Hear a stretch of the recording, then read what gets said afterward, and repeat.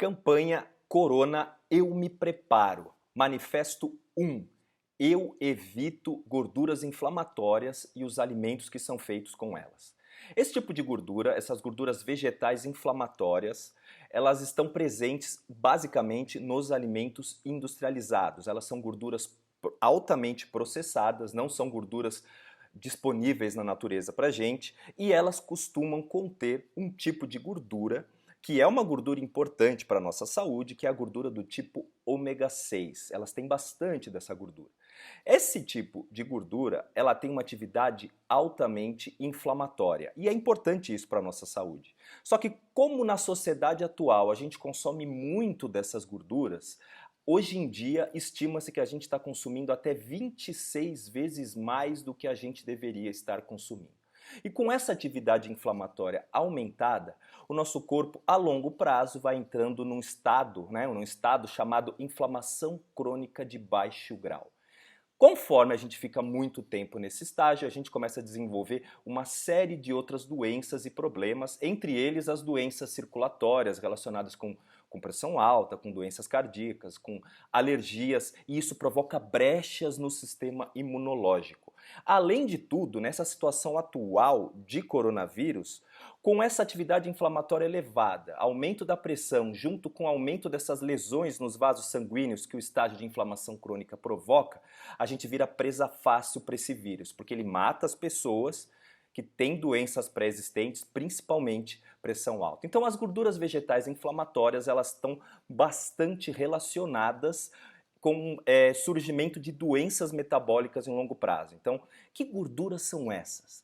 O óleo de soja, canola, milho, girassol e as margarinas, né? Não por acaso as gorduras que a nossa população mais consome e que mais são colocadas nos alimentos industrializados, porque são as gorduras mais baratas, né? Então agora às vezes você escuta uma coisa dessa e fica pensando assim, o que eu faço agora? Porque essa é a gordura que eu uso para cozinhar, vou cozinhar com o quê, né? A primeira coisa que você tem que pensar, tira isso de casa o mais rápido que você puder. 1, 2 dias, tira, não dá para alguém, porque isso faz mal, são gorduras realmente muito baratas, né?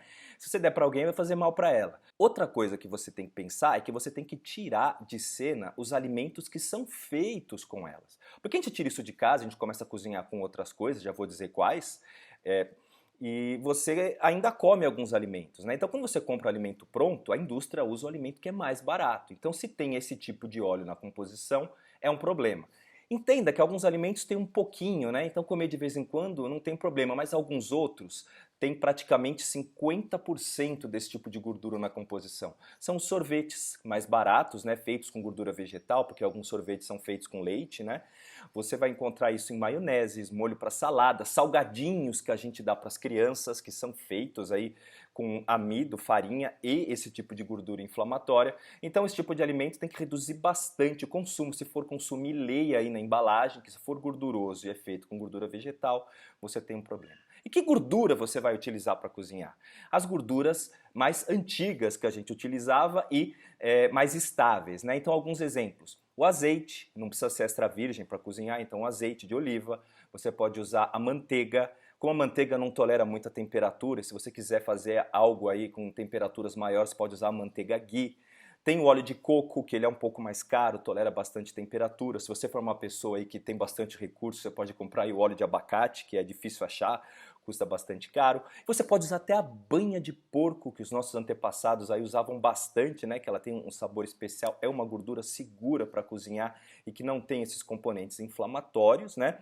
E eu quero dar aqui uma dica de um tipo de gordura que eu gosto de utilizar bastante. Eu gosto de picar o bacon em fatias em pedacinhos bem pequenininhos, deixo tampado na panela em fogo baixo, ele vai soltar a gordura dele e eu cozinho nessa gordura, que é uma gordura muito parecida aí com a banha de porco. Se você tiver receio de usar a gordura do porco e do bacon, já tem uma série de postagens que eu já fiz e muitas outras pessoas fizeram mostrando da segurança desses alimentos, só por curiosidade.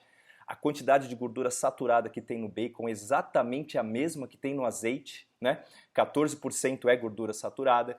Então, você tem aí todas essas dicas. Usa essas gorduras aí para você cozinhar. Vai fazer uma grande diferença. Bom, essa é a dica, esse é o manifesto 1. Passa isso para as pessoas, para aqueles que ainda cozinham com essas gorduras, para aquela pessoa que ainda come margarina. Amigo de verdade não deixa o amigo comer margarina, né? Coloca manteiga, que é muito mais gostoso, muito saboroso. Encaminha essa mensagem, passa para frente, que em breve a gente vai divulgar aqui o Manifesto 2. Eu vou divulgar o segundo manifesto aqui, com algumas dicas especiais de como colocar em prática. Então, usa a hashtag aí, Corona, eu me preparo, passa para todo mundo, vamos fortalecer a família. Um grande abraço e até mais.